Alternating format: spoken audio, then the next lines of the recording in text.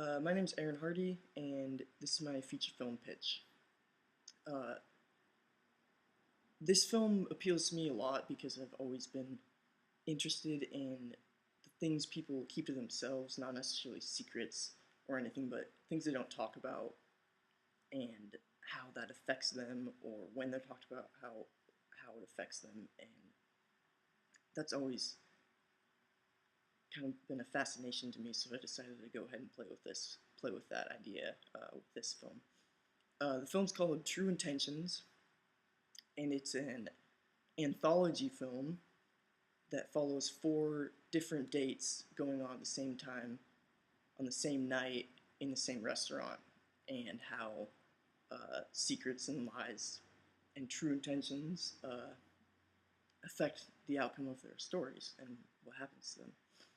So, I am thinking this is probably PG-13 dark drama because it's pretty heavy and pretty dark, so I went with that, and I think that's a good tone. Kind of a Gone Girl-ish type tone, and I think that's probably what it's going to end up being. So this film, each date, each couple that's on their date is its own segment in the film, and the film goes through each of them separately and shows how they interact and weave in between each other's stories, and how the restaurant is kind of its own character in a way, and I thought that was pretty interesting. So here's the story. Uh, First segment follows uh, Jacob and Eleanor Johnson. They're an old married couple in their 70s, and when they come to dinner, Eleanor's a little bit upset and doesn't really want to be there, and it's revealed through flashbacks that Jacob is actually dying of cancer, and the dinner was his idea. He wanted to kind of go out and have fun and not have to think about it for a little bit and just be together and not have to worry about it. And what ends up happening is later on in the night, Eleanor actually collapses in the middle of the restaurant and has a heart attack, and is sent to the hospital. And they have to decide whether or not to go ahead with a risky surgery that could end up killing her or not, and risk her having another heart attack, which could also kill her because of their old age. So that's the decision that they have to make at the end. The second segment follows Linda and Eric Reed,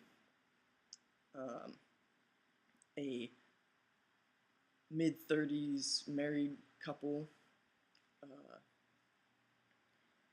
that are just kind of on a date night, and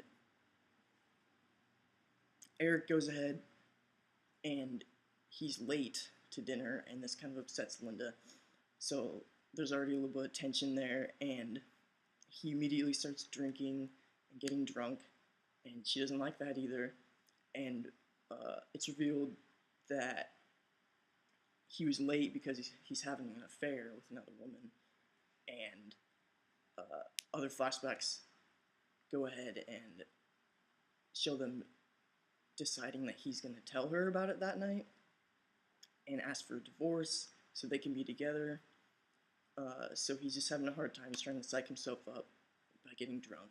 And then right before he's going to tell Linda, she drops the bomb that she's pregnant, and he has a change of heart and decides not to tell her about the affair, at least not just yet. And so that causes him to get even more drunk, and he ends up telling her that he'll meet her after he sobers up a little bit. He'll meet her back of the house, and he goes. After she leaves, he leaves right after her and drives down the street and hits a person and drives away. He hits somebody walking, a pedestrian, and drives away. Goes to break it off with the other woman, and then comes home and passes out. The third segment, that's the end of the second. The third segment is a young couple, mid-20s, Josh and Ashley. Josh is really in kind of just head over heels in love with this girl, Ashley. So this is their date night, and he decides.